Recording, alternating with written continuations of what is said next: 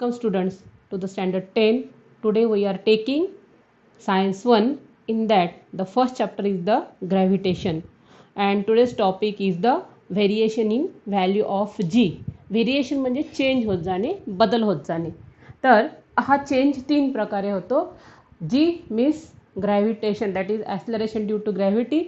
तर ग्रॅव्हिटी ही कशी चेंज होत जाते ही तीन प्रकारे आपण बघूया.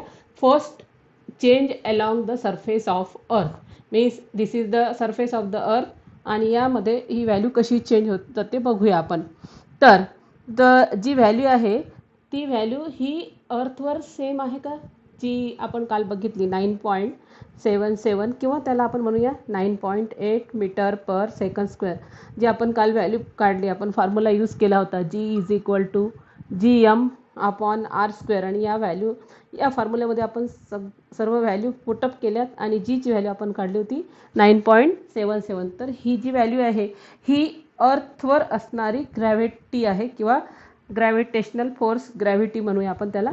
तर ही जी ग्रॅव्हिटी आहे तर ही जी आहे ही अर्थवर जी आहे, अर्थच्या सरफेसवर ही सर्व ठिकाणी सेम असते का, तर त्याचा आन्सर आहे नाही, no. The answer is no. Reason because जे आहे रिझन आहे the shape of the earth is not exactly spherical. म्हणजे जो अर्थचा शेप जो आहे, जसं मी या साईडला काढला आहे असा हा पूर्ण स्पेरिकल शेप आहे. तर अशा प्रकारे अर्थचा शेप नाही आहे. तर तो अर्थचा शेप कसा झालेला आहे, तर तो इक्वेटोरियल रिजनला, इक्वेटोरियल रिजन तुम्ही मराठीत त्याला विषुववृत्त म्हणतात. ही जी लाईन आहे मराठीत त्याला विषुववृत्त. तर विषुववृत्त हे ईस्ट टू वेस्ट असं असते. त्यामुळे जे अर्थ आहे त्याचे दोन जे आहेत सर्कल, हाफ सर्कल तयार होतात, त्याला गोलार्ध म्हणतात. आणि हा जो आहे नॉर्थ हेमिस्फिअर आणि हा जो आहे खालचा साऊथ हेमिस्फिअर, उत्तर गोलार्ध आणि दक्षिण गोलार्ध. तर नॉर्थ हेमिस्फिअर आणि साऊथ हेमिस्फिअरच्या मधून जी मधली लाईन आहे तर विषुववृत्त, इक्वेटोरियल. तर ही जी अर्थ आहे ही तिच्या कंटिन्युअस रोटेटिंगमुळे, म्हणजे ती स्वतःभोवती रोटेट करत राहते आणि रोटेट करायला तिला 24 आवर्स लागतात स्वतःभोवती. तर ह्या रोटेट करण्यामुळे काय झालं आहे, अर्थ अशा प्रकारे स्वतःभोवती रोटेट करते. रोटेट करण्यामुळे काय झालं आहे, अर्थचा east to west means equatorial रिजनला तिचा शेप बल्ज झाला. बल्ज म्हणजे थोडा फुगीर झाला. बघा मी थोडासा फुगीर काढला आहे. आणि नॉर्थ आणि साऊथ पोल म्हणजे ध्रुव, उत्तर नॉर्थ ध्रुव आणि दक्षिण ध्रुवाला ती थोडीशी फ्लॅट झालेली आहे. अशी थोडंसं भाग जो आहे तो चपकलेला आहे, चपटा झालेला आहे. त्यामुळे जी रेडियस आहे सेंटरपासून जी हाईट आहे त्याला हाईट म्हणूया किंवा डिस्टन्स म्हणूया, आपल्याला बोलायचं डिस्टन्स, ॲक्च्युली ती रेडियस आहे. तर ही रेडियस काय झालेली आहे, ही थोडीशी बघा कमी आहे आणि इथली जी रेडियस ही जास्त आहे, कारण ती बल्ज झाली. इकडे अशा प्रकारे बल्ज झाल्यामुळे ही रेडियस ॲटोमॅटिकली वाढलेली आणि इकडे रेडियस काय झाली, कमी. आता रेडियस कमी झाल्यामुळे जो फोर्स आहे, जो ग्रॅव्हिटेशनल फोर्स आहे तो जास्त एक्झर्ट होतो, ॲक्ट होतो. त्यामुळे ही जी इथे कोणती ऑब्जेक्ट असेल तर त्या ऑब्जेक्टचं जे ग्रॅव्हिटेशन आहे ते काय झालेलं आहे, इन्क्रीज आहे. That is 9.87. तुम्ही फक्त 2 डिजिट कन्सिडर करा, लक्षात येऊन जाईल 9.87. म्हणजे इथे ग्रॅव्हिटीची जी व्हॅल्यू आहे, ॲक्सिलरेशन ड्यू टू ग्रॅव्हिटी किंवा जो जी आहे त्या जीची व्हॅल्यू इथं जास्त आहे. आणि तुम्हाला इकडे दिसेल या साईडला जिथे बल्ज झाली आहे, बल्ज ही रेडियस काय झाली आहे, इन्क्रीज आहे, जास्त आहे. आर, कॅपिटल आर म्हणूया, कॅपिटल आर किंवा रेडियस किंवा डिस्टन्स हे काय आहे तिथे जास्त आहे आणि रेडियस जास्त आहे. त्यामुळे इथले 2 डिजिट तुम्ही कन्सिडर करा, किती आहे, 9.78. बघा 9.78 आणि 9.87. तर या दोघांमध्ये आपल्याला दिसते की इथली व्हॅल्यू कमी आहे, कारण इथला डिस्टन्स हे वाढलेलं आहे, रेडियस ही वाढलेली आहे. आणि जसं जसं आपण या साईडला जाऊ हळूहळू थोडासा या भागाचा पण विचार करूया, बिटवीन नॉर्थ अँड वेस्ट. तर या डायरेक्शनचा विचार करूया. ही रेडियस का होत जाईल सांगा, इथे हळूहळू थोडीशी इन्क्रीज झाली, पुन्हा थोडीशी काय होईल, इन्क्रीज, पुन्हा इन्क्रीज, असं करत ही रेडियस इथपर्यंत इन्क्रीज होत चालली. रेडियस इन्क्रीज झाल्यामुळे जी व्हॅल्यू आहे ही काय होईल, थोडी थोडी कमी होत जाईल. रेडियस कमी आहे, radius is less, therefore gravity is more. हे रिलेशन लक्षात ठेवा. आता परत काय होतं इथे, रेडियस ही काय होतं आहे, इन्क्रीज होत चालली. रेडियस इन्क्रीज, त्यामुळे जी ग्रॅव्हिटेशनल फोर्स आहे किंवा जी, तर ते काय होत आहे या ठिकाणी स्मॉल होत चाललं आहे, लेस होत चाललं आहे. पुन्हा रेडियस इन्क्रीज देन जी डिक्रीज.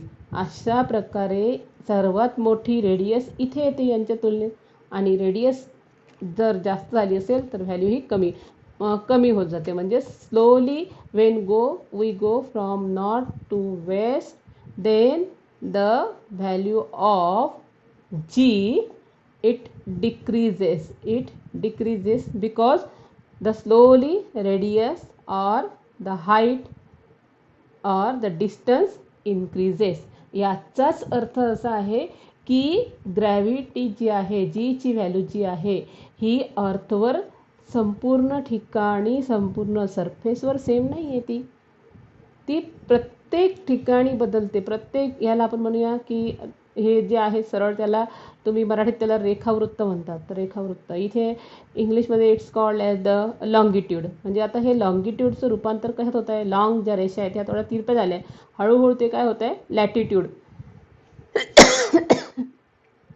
आणि हे लॅटिट्यूड वाढत चालले, म्हणजे आडव्या रेषा वाढत चालल्या. तसं स्लोली आपण चाललो आहे नॉर्थ टू वेस्ट, किंवा फ्रॉम त्या उत्तर गोलार्धाकडून किंवा पोलकडून, ध्रुवाकडून जसं जसं आपण इक्वेटोरियल रिजनकडे जातो तेव्हा त्याची व्हॅल्यू जी आहे ती स्लोली काय होत जाते, कमी होत जाते, कारण ही रेडियस वाढत जाते. म्हणून जी आहे जीची व्हॅल्यू आहे अर्थवर ती सर्व ठिकाणी सेम नाही आहे. पण आपण प्रत्येक ठिकाणी वेगळी व्हॅल्यू घ्यायची का, नाही. मग आम्ही या कंट्रीत राहतो, इंडियात राहतो, तर माझ्या ठिकाणी असणाऱ्या जीची व्हॅल्यू वेगळी आहे. किंवा मी कोणत्याही दुसऱ्या देशात राहतो, अमेरिकेत राहतो, ऑस्ट्रेलियात राहतो, या ठिकाणी ऑस्ट्रेलिया आहे, यात तर इथे व्हॅल्यू ही कमी आहे. मग असं प्रत्येक वेळी आपण डिफरंट व्हॅल्यू घेऊ शकत नाही स्टडीसाठी. मग सगळ्यांसाठी कॉमन व्हॅल्यू, जसा ॲव्हरेज काढला 9.872 आणि 9.78, तर यांचं जर ॲव्हरेज काढला तो ॲव्हरेज किती येतो आहे, दॅट इज द 9.8. म्हणजे अर्थवर सर्वांना समान. आपण याचा ॲव्हरेज काढून बघूया. 9.872 1 minute.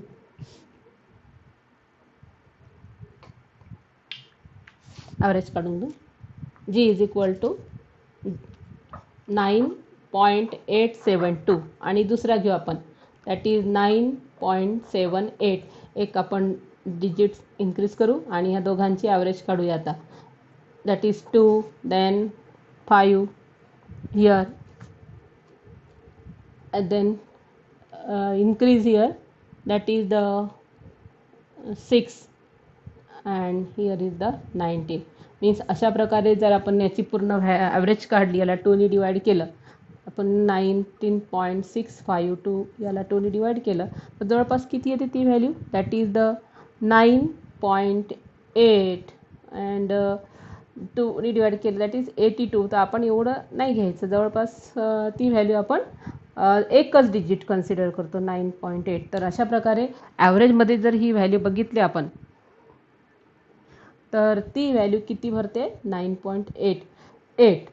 आपण त्याला 80 जरी म्हटलं तर 2 डिजिट जरी घेतले, म्हणून हा डिजिट कॅन्सल करूया, आणि काय राहिलं आहे, ती व्हॅल्यू किती आलेली आहे, दॅट इज द 9.8. आणि म्हणून आपण जेव्हा कोणतेही सम सॉल्व करतो तेव्हा अशा डिफरंट व्हॅल्यू घेत नाही, तर आपण ही सर्वांसाठी समान, that is g is equal to 9.8 metre per second square. म्हणजे आता जे सरफेस आहे अर्थचा तो एकसारखा कन्सिडर करून आपण प्रत्येक ठिकाणी जीची व्हॅल्यू किती घेतो, 9.8 metre per second square. Then पुढचा पॉईंट बघूया, चेंज विथ द हाईट. आता फर्स्ट होता change along the surface of the अर्थ, means along the surface of the अर्थ होता. पण आता आपण सेकंड पॉईंट जो बघणार आहे, हा पॉईंट तुम्हाला क्लिअर झाला असेल, तर सेकंड पॉईंट आपण बघणार आहे B, that is change with height. आता हाईटनुसार कसा चेंज होतो, म्हणजे आता आपण अर्थच्या पासून, सरफेसपासून थोडं वर जाणार आहे, आणि आता इथे सेकंड फिगर आपण बघूया. As we go above the earth surface the value of r जसं जसं आपण वर जाऊ तर व्हॅल्यू ऑफ आर ही काय होत जाते, that is in the value of R increases and the value of G decreases. म्हणजे as we go from the earth surface above then the value of R. तुम्हाला माहिती आहे हा जो इथला भाग जो आहे अर्थच्या वरचा याला आपण हाईट म्हटलं होतं आणि ती हाईट दाखवली होती कशाने, स्मॉल आरनी. आणि जी अर्थची रेडियस आहे ती कशाने दाखवतो आपण, कॅपिटल आरनी.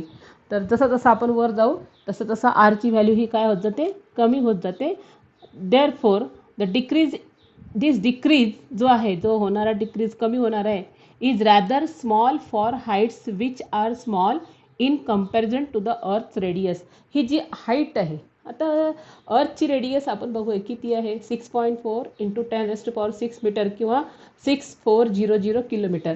तर ही जी कॅपिटल आर ह्यापेक्षा जो स्मॉल आर आहे, जे वरचं डिस्टन्स जे आहे, जे वरचं डिस्टन्स आहे हे त्या मानाने फारच कमी आहे.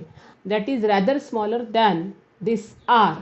इथून तर इथपर्यंत अर्थपासून, अर्थच्या सरफेसपासून जसं जसं वर जाऊ हा जो आर आहे as compare to the capital r हा खूपच स्मॉल आहे. समजलं. त्यामुळे जे ग्रॅव्हिटेशनची व्हॅल्यू आहे ते तितकासा फरक पडत नाही. जे ऑन द सरफेसवर जी व्हॅल्यू आहे ग्रॅव्हिटीची, जी 9.8 आहे, तर ती काही किलोमीटरपर्यंत तेवढीच राहू शकते. त्या व्हॅल्यूवर काहीही परिणाम होत नाही, कारण या as compare to this height, याला हाईट म्हणा, डिस्टन्स म्हणा, वर्टिकल डिस्टन्स म्हणा, एच म्हणा, रेडियस म्हणा, तर as compare to this height is too small. Suppose any aeroplane which is flying about the 10 kilometre from the earth surface. एखादा aeroplane आहे तो अर्थच्या सरफेसपासून 10 किलोमीटर जर फ्लाय होत असेल तर त्यावर कितीसा परिणाम होणार आहे, हिचेही अंतर बघा. That is 6400 kilometre. किती जास्त डिस्टन्स आहे. आणि हे 10 किलोमीटर आहे, म्हणजे किती, 6400 आणि यामध्ये 10, म्हणजे खूपच अत्यंत कमी असा हा चेंज आहे. त्यामुळे ग्रॅव्हिटीची व्हॅल्यू जी इथे आहे 9.8, तर एरोप्लेन जिथे फ्लाय होतो तिथे देखील ग्रॅव्हिटीची व्हॅल्यू किती आहे, 9.8 मीटर पर सेकंड स्क्वेअर. म्हणजे व्हॅल्यूमध्ये काही चेंज होत नाही. आपण स्लोली पुढचं बघूया की एक as we go about the high from the earth surface. तर हळूहळू आपण बघूया. एक फर्स्ट एक्झाम्पल आहे माउंट एव्हरेस्ट. आता माउंट एव्हरेस्टची हाईट किती आहे, एरोप्लेन्स जे फ्लाय होतं 10 किलोमीटरच्या खाली आहे, म्हणजे किती, 8.8. मी ते एक ॲज अ सिम्बॉल म्हणून 2 असे काढलेत माउंटेनसारखं. तर इथे जी माउंटेनची हाईट दिली आहे किती, 8.8 रेडियस किंवा हाईट. तर या हाईटवर किती राहणार आहे, जी जेवढ्या अर्थचा सरफेसवर जितका आहे ना 9.8, तेवढाच कुठे राहणार आहे, हा माउंट एव्हरेस्टच्या हाईटवर. म्हणजे यालाही काही फरक पडत नाही. पण जसं जसं आपण खूप वर गेलो आहे, that is the large distance of the satellite from the centre of the अर्थ. म्हणजे सेंटर ऑफ द अर्थपासून जे लार्ज डिस्टन्स आहे, सॅटेलाईट बघा किती, इथे सॅटेलाईट ॲज अ सिम्बॉल मी काढलं, पुढे एक सॅटेलाईट इथे असं दाखवलं आहे. तर जसं आपण वरवर जातो तर लार्ज डिस्टन्स आहे, change in the value of g due to the large distance in the distance of the satellite from the centre of the earth. त्याचं लार्ज डिस्टन्स होत जातं आणि distance as the distance are increases. खूप large distance आहे, 10 kilometre फारच कमी. पण जसं जसं खूप डिस्टन्स आपण वर गेलो तर जी व्हॅल्यू आहे जीची ती काय होत जाईल, डिक्रीज होत जाईल. बघूया आपण. Due to the large distance some typical heights and the value of g at these heights. बघा काही टिपिकल हाईट्स ज्या आहेत आणि त्याच्या व्हॅल्यू ज्या आहेत त्या आपण बघूया. आता यामध्ये मी वाचते. एक फर्स्ट, सरफेस ऑफ द अर्थ ॲव्हरेज व्हॅल्यू किती आहे, स्लोली आपण जाऊ. At the surface of the अर्थ रेडियस किती आहे, हाईट नाही इथंच आहे एकदम डायरेक्ट, आपणच स्वतः बसलेलं आहे किंवा on the earth we are present. आरची व्हॅल्यू, डिस्टन्स काहीच नाही, 0 आहे. ऑब्जेक्टच इथे आहे, त्यामुळे जीची व्हॅल्यू जी आहे आपण इथे शिकलो आहे फर्स्ट पॉईंटमध्ये 9.8 मीटर पर सेकंद असते अर्थच्या सरफेसवर, तर ती तेवढीच राहणार आहे. नंतर माउंट एव्हरेस्टची हाईट जी घेतली आपण ती किती आहे, 8.8. आणि जी आहे ग्रॅव्हिटीची व्हॅल्यू पण किती आहे, 9.8. आणि हाईट त्याची 8.8. आता एरोप्लेनची हाईट किती आहे? 10 किलोमीटरवर आहे तो. त्यालाही काही फारसा फरक पडत नाही जीच्या व्हॅल्यूला. 9.8 म्हणजे ती फारच निग्लिजिबल व्हॅल्यू आहे. आता आपण सेकंड बघूया. That is maximum height rich by the man-made balloon. इथे मॅनमेड बलून काढलेला आहे. That is the man made balloon. तर जो मॅनमेड बलून मॅक्झिमम हाईट किती जाऊ शकते मॅनमेड बलूनची? तर ती आहे, रेडियस किती आहे? 36.6. म्हणजे हाईट किती हाईटवर आहे तो अर्थच्या सरफेसपासून? 36.6 किलोमीटर आहे. आता थोडा फरक पडला आहे व्हॅल्यूमध्ये. बघायचं तुम्ही इथे किती होती? 9.8. 9.8ला तुम्ही थोडा वेळ 9.80 म्हणा आणि 2 डिजिट कन्सिडर केले. आता इथले 9.77 म्हणजेच 0.03नी फरक पडलेला बघा. 80 आणि हा दॅट इज 77. म्हणजे मॅनमेड बलूनची हाईट 36 क्या उंचीवर तो गेलेला आहे. त्यामुळे त्या जीच्या व्हॅल्यूत पण 0.03नी फरक पडलेला आहे. आता आपण बघूया next is the height of a typical weather satellite. आता मी इथे वेदर सॅटेलाइट काढला. हा वेदर सॅटेलाइट आहे. That is weather satellite. आणि हा वेदर सॅटेलाइट म्हणजे हवामानाचा अंदाज घेणारा जो उपग्रह असतो, हवामानविषयक जो उपग्रह असतो त्याची हाईट किती आहे? त्याची हाईट बघा 400 किलोमीटर. म्हणजे अर्थच्या सरफेसपासून तो 400 किलोमीटर एवढ्या हाईटवर आहे. आणि त्यावेळेस जीची व्हॅल्यू बघायची किती झाली आहे? 8. बघा तिथे लास्टमध्ये जीची व्हॅल्यू आहे 8. G is equal to 8.7. 7 means double 0 consider करा. अतिशय कमी झाली आहे बघा इथे जरा. आणि ह्याची बघा ऑन द अर्थ सरफेस किती आहे? 9.8. म्हणजे खूप जास्त फरक पडलेला आहे. आणि अशा प्रकारे जीचीच व्हॅल्यू कमी झाली म्हणून तो या ठिकाणी जो ग्रॅव्हिटी आहे थोडीशी कमी झाल्यामुळे तो असा रिव्हॉल्व होऊ शकतो. Means it is revolving around the earth due to the height किती आहे? 400 किलोमीटर. आणि त्यामुळे ग्रॅव्हिटी ही कमी झालेली आहे. ह्या ऑर्बिटमध्ये ही जी फर्स्ट ऑर्बिट मी काढली त्याला LEO असं म्हणतात, लोअर अर्थ ऑर्बिट. म्हणजे या ठिकाणी बरेचसे सॅटेलाईट असतात. बऱ्याचशा कंट्रीचे सॅटेलाईट हे वेदर सॅटेलाईट किंवा अशाच प्रकारचे असेल ISS किंवा हबल जे असतात, हबल दुर्बीण किंवा आणखीन कोणत्या प्रकारचे सॅटेलाईट्स असतील जे जवळून काम करणारे, तर त्या जवळपास ते LEO या ऑर्बिटमध्येच दॅट इज इन्स्टॉल करतात त्यांना. आणि हा जो आहे आता वेदर सॅटेलाईट तो किती हाईटवर आहे? 400 किलोमीटर. तर ही LEO जी आहे त्याची जी आहे किलोमीटर ती कुठपर्यंत जाऊ शकते? तर 180 to 2000 किलोमीटर. म्हणजे जी फर्स्ट ऑर्बिट आहे अर्थच्या जवळची जिथे बरेचसे सॅटेलाईट्स असतात, तर ती हाईट कुठून स्टार्ट होते? 180 to 2000 किलोमीटर. या दरम्यान जेवढे काही सॅटेलाईट्स असतात तर त्यामध्ये असणारा जो ग्रॅव्हिटेशन आहे, जे ग्रॅव्हिटेशन फोर्स आहे जी आहे तो किती असतो? 8.7 किंवा 70. आणि याचमध्ये 400 किलोमीटरवर कोणता सॅटेलाईट असतो? वेदर सॅटेलाईट इन्स्टॉल केलेला आहे. आणि म्हणून तो जो आहे हा रिव्हॉल्व होऊ शकतो कारण त्याची ग्रॅव्हिटी ही कमी झालेली आहे. आता खूप ती उंचीवर आहे त्याला HEO म्हणतात, हाय अर्थ ऑर्बिट. आणि हाय अर्थ ऑर्बिट्सवर यामध्ये आहे कम्युनिकेशन सॅटेलाईट. कम्युनिकेशन सॅटेलाईट म्हणजे जसं की आज मी इथे तुम्हाला शिकवते पण तुमच्यापर्यंत हे व्हिडिओ पोहोचतात ते कशामुळे पोहोचतात? फक्त कम्युनिकेशन सॅटेलाईटमुळे. तर कम्युनिकेशन सॅटेलाईटची जी हाईट आहे ती आता या ठिकाणी दिलेली आहे 35,700 एवढी हाईट दिलेली आहे यामध्ये. आणि ॲक्च्युली ही जी हाईट आहे HEO हाय अर्थ ऑर्बिट म्हणजे इथून फिरण्याची जी राऊंड जो असतो वे त्याला ऑर्बिट म्हणतात. तर हाय अर्थ ऑर्बिट जी आहे ती 35,780. तर एवढी असते किंवा याच्यापेक्षा जास्त राहू शकते. तर हा बघूया आपण. हा जो कम्युनिकेशन सॅटेलाईट आहे तो कितीवर फिरतोय? 35,700 म्हणजे जवळपास त्या लेवलच्या HEOच्या जवळच आहे तो. आणि अशा वेळेस अतिशय जास्त हाईट झाली अर्थपासून. जीची व्हॅल्यू बघा किती कमी झालेली आहे, तुम्हाला दिसते इथे जीची व्हॅल्यू जी आहे 0.225 मीटर पर सेकंड स्क्वेअर. म्हणजे अशा प्रकारे as we go about the earth surface then its value g, the value of g changes, that is it decreases. Okay, understood this point? Now about the C point, म्हणजे आपण आता C point कडे बघूया. आणि C point आहे that is change with the depth, change with the depth.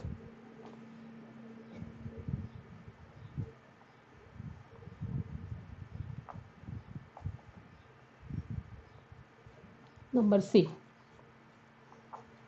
change with depth. तर depth म्हणजे जसं आपण इथं वर गेलो, अर्थच्या सरफेसच्या वर गेलोय, आता आपण अर्थच्या आतमध्ये येऊ, डेप्थ खाली जाऊया. आता जसं जसं आपण पृथ्वीच्या आत जाताना, अर्थच्या आत जाताना जीची व्हॅल्यू चेंज होणार आहे. जर वर जातो आपण, सरफेसच्या वर जातो, जीची व्हॅल्यू जर चेंज होऊ शकते तर आतमध्ये येताना पण ती चेंज होते. आता आपण जरासं खाली येऊया, अर्थच्या आतमध्ये जाऊया आणि अर्थच्या आतमध्ये येताना जीच्या व्हॅल्यूवर काय परिणाम होतोय बघूया. वर जाताना ती कमी होते, तर मध्ये येताना काय फरक पडते बघूया. तर as we go the value of g also changes, the value of g decreases and one would think that the value of g should increase. ती कमी होत जाते, जर वर जाताना ती कमी, वर जाताना सुद्धा कमी होते, तर आतमध्ये येताना ती काय व्हायला पाहिजे, वाढायला पाहिजे ना. तसं होत नाही आहे, तर जीची व्हॅल्यू ही आतमध्ये येताना पण कमी होत आहे. असं का होत आहे? तर ॲज दिस ऑब्जेक्ट, एक ऑब्जेक्ट आपण बघूया, ॲज एनी ऑब्जेक्ट. तर as any object it goes inside the earth. तर इथपर्यंत आली, सपोज एक ऑब्जेक्ट इथपर्यंत आली आहे, लेवल काढते मी इथे. आता ती ऑब्जेक्ट इथपर्यंत आली, या लेवलपर्यंत आलेली आहे. आता इथे आल्यामुळे अर्थच्या सेंटरकडून त्यावर जो फोर्स एक्झर्ट होतो, हा फोर्स इथपर्यंतच एक्झर्ट झाला. जर ही ऑब्जेक्ट इथे असती तर फोर्स इथपर्यंत, सेंटरकडून जो फोर्स आहे ग्रॅव्हिटेशनल फोर्स, तो इथपर्यंत एक्झर्ट झाला असता. पण आता ती ऑब्जेक्ट कुठे आलेली आहे, अर्थच्या आतमध्ये, म्हणजे फोर्स काय झाला, इथेच आता एक्झर्ट होते. तर इथे पण इथपर्यंत एक्झर्ट झाला, म्हणजे यामुळे अर्थचा जो मास आहे, ते अर्थचं मास आपण इतकंच कन्सिडर करायचं. आता मीन्स इथपर्यंत वस्तू आलेली आहे, खाली या लेवलला आलेली आहे, तर आपण अर्थचं मास किती कन्सिडर करायचं, इतक्या भागात, पूर्ण मास कन्सिडर नाही करायचं. जे आपण घेतलं होतं अर्थचं मास, दॅट इज द 6 × 10⁻24 किलोग्रॅम, एवढं आपण संपूर्ण अर्थचं मास कन्सिडर केलं होतं, नाही का, पूर्ण. पण आता काय झालं आहे, ऑब्जेक्ट इथपर्यंत आल्यावर अर्थचं मास इतकं राहील का, नाही, ते कमी होईल. म्हणजेच मास कमी झाल्यामुळे काय होतं आहे, तर त्यावर एक्झर्ट होणारा फोर्स जो आहे तो जास्त होतो आहे. जो एक्झर्ट होतो आहे तो फोर्स काय होतो आहे, दॅट इज, मी फॉर्म्युला सांगते तुम्हाला. त्यावर एक्झर्ट होणारा फोर्स हा जो आहे, हा काय होत आहे, जास्त होत आहे. कारण अर्थचं काय कमी झालेलं आहे, मास कमी झालेला आहे. ह्या मासला आता कन्सिडर करायचं नाही, ह्या वरच्या मासला कन्सिडर करायचं नाही, आता मास कमी झाला आहे, बरोबर आहे. तर म्हणजेच आपण जे इक्वेशन घेतलं आहे की मास कमी झालेला आहे, मग जर मासच कमी झालं, फोर्स तर प्रचंड वाढला आहे, फोर्स इथला जास्त एक्झर्ट होत आहे, पण मास काय झालं आहे, इथलं कमी झालेलं आहे. That is the mass, here the mass is decreases, mass decreases. आता मास, ह्या फॉर्म्युलाचा विचार करा, मास कमी झालेला आहे आणि मास कमी झाला आहे म्हणजेच काय कमी होतं आहे, जी देखील काय होतं आहे, कमी होतं आहे. कळालं तुम्हाला? म्हणजेच याचाच एकत्रित परिणाम झाला आहे की जसं जसं आपण आतमध्ये जाऊ, पृथ्वीच्या खाली जाऊ, डेप्थमध्ये जाऊ, तर जीचे जी व्हॅल्यू आहे ती जीची व्हॅल्यू काय होत जाईल, हळूहळू ती जीची व्हॅल्यू इथे जाताना ही लेस अशा प्रकारे कमी होत जाईल. आणि आता सपोज वस्तू इथेच आली, लास्ट सेंटरला आली, काय होईल सांगा बरं तुम्ही. सेंटरला इथे थोडी दुसरी फिगर घेते, आता डायरेक्ट सेंटरलाच आली ऑब्जेक्ट. पहिल्यांदा ह्या लेवलला होती आणि आता इथे आली. डायरेक्ट इथं आल्यावर तुम्ही सांगा त्या वस्तूवर कोणत्याही प्रकारचं मास राहिलेलं नाही, कोणत्याही प्रकारचं वजन पृथ्वीकडून एक्झर्ट होणारं मास नाही राहिलं, त्याच्यावर मास नाही आहे.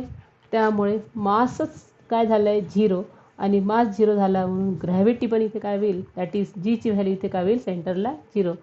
बघा जसं जसं आपण खाली जातो आहे, जर थोडा विचार केला, वर जाताना व्हॅल्यू जर कमी होत आहे, तर अर्थकडे येताना व्हॅल्यू वाढायला पाहिजे. तसं होत नाही, कारण जसं जसं आपण अर्थकडे जाऊ तर मास देखील काय होत आहे, कमी होत आहे, फोर्स जास्त एक्झर्ट होत आहे. आणि अशा वेळेस मास कमी झाल्यामुळे ग्रॅव्हिटी पण काय होते, इथे लेस होत चालली, जीची व्हॅल्यू लेस होत चालली. अँड ॲट द सेंटर अजिबात कोणतंही मास त्या ऑब्जेक्टवर आता राहिलेलं नाही आहे. आणि म्हणून जीची व्हॅल्यू, मासच झिरो झाला आहे, त्यामुळे जीची व्हॅल्यू ॲट द सेंटर ती पण काय झालेली आहे, झिरो झालेली आहे. ओके स्टुडंट्स, जर तुम्हाला हा व्हिडिओ आवडला असेल तुम्ही लाईक करू शकता, शेअर करा, सबस्क्राईब करा. थँक्यू.